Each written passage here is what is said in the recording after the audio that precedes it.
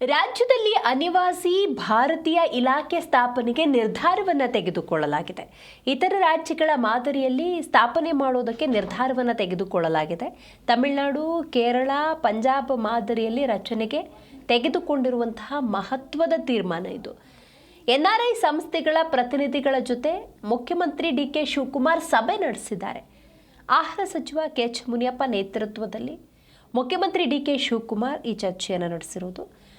ಮುಖ್ಯಮಂತ್ರಿ ಡಿ.ಕೆ. ಶಿವಕುಮಾರ್ ಭೇಟಿ ಮಾಡಿದೆ ಆ ಜಾಗತಿಕ ನಿಯೋಗ. ರೊನಾಲ್ಡ್ ಕೊಲಾಸೋ ಸೇರಿ ಹಲವು ದೇಶದ ಪ್ರತಿನಿಧಿಗಳು ಈ ಸಂದರ್ಭದಲ್ಲಿ ಭಾಗಿಯಾಗಿದ್ದಾರೆ.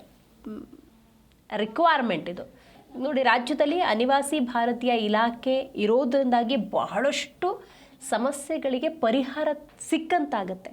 ಯಾಕಂತ ಹೇಳಿದ್ರೆ ಅನಿವಾಸಿ ಕನ್ನಡಿಗರು ಇತರ ರಾಷ್ಟ್ರಗಳಲ್ಲಿ ತಮ್ಮದೇ ಆದಂಥ ಛಾಪು ಮೂಡಿಸಿದ್ದಾರೆ, ಬದುಕನ್ನು ಕಟ್ಟಿಕೊಂಡಿದ್ದಾರೆ. ಈ ನಿಟ್ಟಿನಲ್ಲಿ ಈ ಇಲಾಖೆ ಕರ್ನಾಟಕದಲ್ಲಿ ಸ್ಥಾಪನೆಯಾಗೋದು ವೆರಿ ಮಚ್ ರಿಕ್ವೈರ್ಡ್. ಆ ನಿಟ್ಟಿನಲ್ಲಿ ಮುಖ್ಯಮಂತ್ರಿ ಡಿ.ಕೆ. ಶಿವಕುಮಾರ್ ಅವರು ಮಹತ್ವದ ನಿರ್ಧಾರವನ್ನು ತೆಗೆದುಕೊಂಡಿದ್ದಾರೆ.